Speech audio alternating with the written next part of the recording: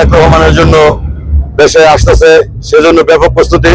রূপগঞ্জে লাখো জনতা আজকে তারেক রহমানকে স্বাগত জানাতে আমরা ব্যাপক প্রস্তুতি নিয়েছি।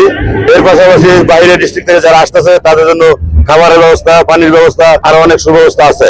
আমরা এই রূপগঞ্জবাসী তারেক রহমানকে স্বাগত জানাতে, এই রূপগঞ্জবাসী স্মৃতি হিসেবে ধরে রাখার জন্য এটাকে ব্যাপক প্রস্তুতি নিয়েছি।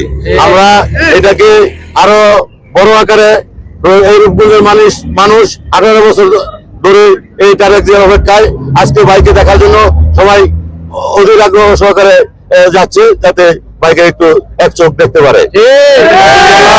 আমরা এটা রূপগঞ্জবাসী এই আজকের দিনটা স্মরণীয় রাখার জন্য, ইতিহাসে সাক্ষী রাখার জন্য আজকে আমরা ব্যাপক প্রস্তুতি নিয়েছি।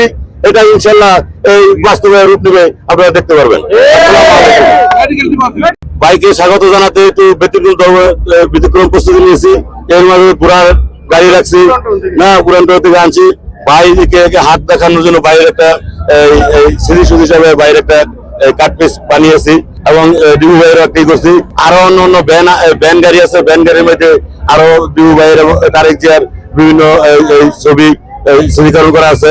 আমাদের আরো অনেক ব্যাপক প্রস্তুতি আছে, ইনশাল্লাহ আপনারা দেখতে পাবেন।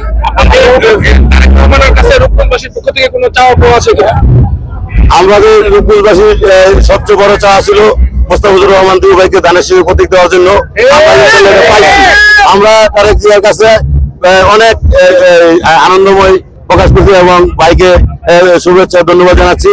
ভাইকে আমাদের রূপগঞ্জে যা চাওয়ার এটা মোস্তাফিজুর ডিবু ভাই চাইবে, আমরা ডিবু ভাইয়ের কাছে সবকিছু জানাবো।